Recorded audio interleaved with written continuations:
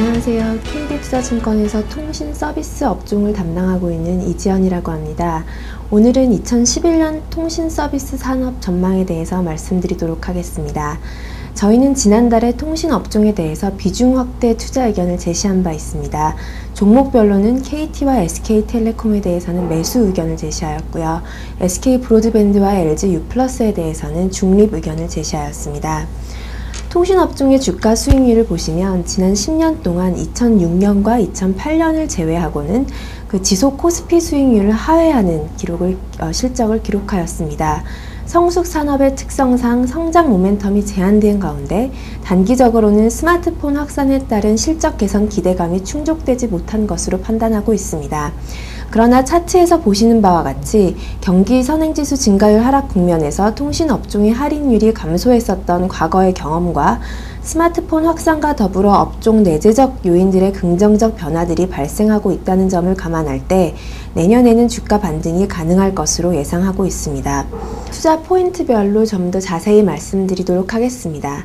첫 번째 투자 포인트는 스마트폰의 보급률이 올해 말 13%에서 내년 말 31%까지 확대되면서 본격적인 대중화 국면이 도래한다는 점입니다. 저희가 여기서 주목하고 있는 점은 지금까지는 원래 요금을 많이 내던 하이엔드 알프 가입자들이 심리적, 물질적 부담 없이 스마트폰으로 전환하는 국면이었기 때문에 실제로 아이폰 이후 국내에 스마트폰이 도입이 된 지 1년이 지났음에도 불구하고 알프 상승 효과가 없었다는 것입니다.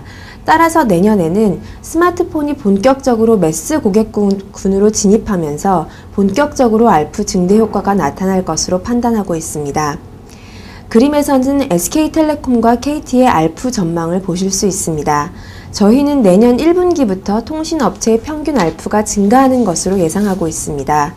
회사별로는 SK텔레콤이 4.2%, KT가 3.4% 증가할 것으로 예상합니다. 이는 기존 피처폰 알프가 지속 감소할 것으로 예상되는데도 불구하고 스마트폰의 알프가 피처폰 대비 50에서 60% 높은 수준이기 때문에 스마트폰의 비중이 증가하면서 알프 상승 효과가 나타날 수 있을 것으로 보입니다. 한편 향후 스마트폰의 도입에 따른 알프 증가 효과를 가늠해 보기 위해서 과거에는 어떤 추이가 있었는지 살펴보았습니다. 그림에서 보시면 과거 이동통신 보급률이 가파르게 증가하는 국면까지는 알프 또한 가파르게 증가했다가 그 이후에는 알프가 계속 플랫하게 유지되었었던 경험이 있습니다. 따라서 스마트폰의 경우에도 과거처럼 증가폭이 과거처럼 가파르게 진행되지는 않겠지만 적어도 보급률이 가파르게 상승하는 국면에서는 알프 상승 효과를 누릴 수 있다는 판단입니다. 두 번째 투자 포인트는 언제나 통신산업의 수익 개선의 장벽으로 작용을 하고 있었던 경쟁과 규제에서 긍정적인 변화가 예상됨에 따라 통신사업자들이 수익성 개선을 당분간 누릴 수 있을 것으로 예상된다는 점입니다. 경쟁과 규제는 통신산업에 늘 있었던 이슈였고 앞으로도 계속 존재하는 이슈이기 때문에 경쟁과 규제의 여부보다는 어떠한 변화가 가능한지에 저희는 보다 중점을 두었습니다. 우선 경쟁 측면에서는 과거의 소모적인 마케팅 경쟁 국면이 다소 완화될 것으로 예상하고 있습니다. 즉 경쟁은 지속 존재를 하겠지만 경쟁의 초점이 과거에는 오직 보조금 등의 가격에만 국한되어 있었다면 앞으로는 무선 데이터 트래픽이 폭증하면서 경쟁 구도의 초점이 가격에서 네트워크 품질이나 용량 등으로 이동한다는 것입니다. 가격이 아닌 품질이라는 차별화 요인이 생겨나고 있다는 점은 산업 전반의 수익성 제고 측면에서 긍정적으로 작용할 것으로 생각하고 있습니다. 또한 10월 이후에 시행되고 있는 대당 단말기 상한제 규제도 산업 전반의 마케팅 비용 축소 측면에서 긍정적으로 작용할 것으로 판단하고 있습니다. 지금 보시는 그림은 과거 합병 이전 이동통신 3사의 영업이익과 영업이익률 추이입니다. 보시면 2003년 이후로 3사 공히 영업이익 규모 자체가 추세적으로 감소하는 양상을 보였습니다. 이는 통신사업자 간 차별화할 수 있는 포인트가 없었기 때문에 결국 보조금 경쟁 등 가격에만 치우친 경쟁을 할 수밖에 없었고 결국 이는 통신사업자의 절대적인 영업이익 규모를 지속 축소시켰다고 해석할 수 있을 것입니다. 그러나 경쟁의 초점이 품질 등으로 확대되면서 다음 그림에서 보시는 바와 같이 점진적으로 통신사업자의 영업이익 규모가 확대될 수 있다는 것은 앞으로 통신산업에서 기대할 수 있는 중요한 변화라고 할 수 있을 것입니다. 두 번째, 규제 측면에서 어떠한 변화가 있는지 살펴보도록 하겠습니다. 앞서 말씀드린 바와 같이 통신 서비스 요금 수준에 대한 규제 위험은 물가 관리, 소비자 보호 차원 등에서 언제나 통신 산업에 있는 이슈이기 때문에 저희는 규제 위험 자체보다는 앞으로 규제 강도가 어떻게 변할 수 있는지에 보다 주목해야 될 것으로 판단을 하고 있습니다.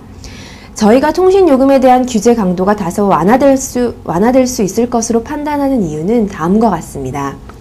항목별로 나누어서 생각해 보시면 음성 서비스 경우에는 올해 초당 요금제가 도입되면서 이미 한 차례 단행된 상태이기 때문에 당분간 추가적인 요금 인하의 압력은 제한적일 것으로 판단하고 있습니다. 데이터 요금의 경우에도 이미 무제한 데이터 정액제 요금이 도입되면서 요금 인하 압력에서 벗어나 있는 상황입니다. 또한 내년에는 통신사업자 공히, LTE 등 네트워크 투자 규모를 늘려야 하는 상황이기 때문에 규제 당국 측면에서도 강도 높은 요금 인하 압력이 어려워진 상황입니다. 또한 이는 통신사업자들의 요금 인하 압력에 대해 어느 정도 방어 논리 역할을 할 수 있을 것으로 판단하고 있습니다. 규제 측면에서 장기적으로 접근해보면 그림에서 보시는 바와 같이 통신 비용의 명목 금액은 지속적으로 증가해 왔지만 가계 소득 또는 소비 지출 대비 비중을 보면 2003년 이후 지속적으로 하락해 왔습니다.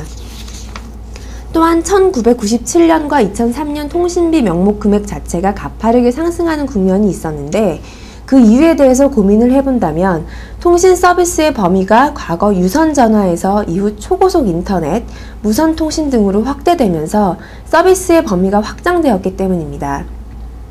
따라서 향후 무선 인터넷이 또 하나의 통신 서비스로 자리를 잡는다면 이 또한 통신 서비스의 범위가 확장되는 것이기 때문에 장기적으로 봤을 때 통신비 명목 금액이 증가할 수 있는 여지는 있을 것으로 조심스럽게 전망하고 있습니다. 마지막 투자 포인트는 향후 LTE 등 네트워크 구축을 위한 설비 투자 규모가 확대되더라도 과거 대비 긍정적인 접근이 가능하다는 것입니다. 무선 데이터 트래픽이 증가하면서 통신업체들의 설비 투자 규모 확대에 대한 우려가 적지 않은 상황입니다. 그러나 저희는 4세대 네트워크망에 대한 투자가 과거와 달리 수요가 견인한다는 투자라는 점에서 주목하고 있습니다. 즉 과거 3G 투자까지는 수익 기반 확대의 가시성이 낮은 상황에서 정부 주도하의 투자가 추진되었기 때문에 그림에서 보시는 바와 같이 2007년에서 2009년 설비 투자 규모는 큰 폭으로 증가했음에도 불구하고 영업이익은 지속 하락하는 국면이었습니다. 그러나 LTE 투자 같은 경우에는 무선 데이터 트래픽이 폭증하면서 수요가 증가함에 따라 투자가 집행되는 것이기 때문에 투자될 설비에 대한 ROIC 확보의 가시성이 높아졌음을 의미한다고 생각할 수 있을 것입니다. 또한 무선 데이터 트래픽이 증가하면서 현재 통신사업자들이 보유하고 있는 유선 네트워크의 활용도가 높아지기 때문에 4G망 투자가 본격화되더라도 네트워크 활용도 제고와 더불어 영업이익은 확대될 수 있을 것으로 예상하고 있습니다.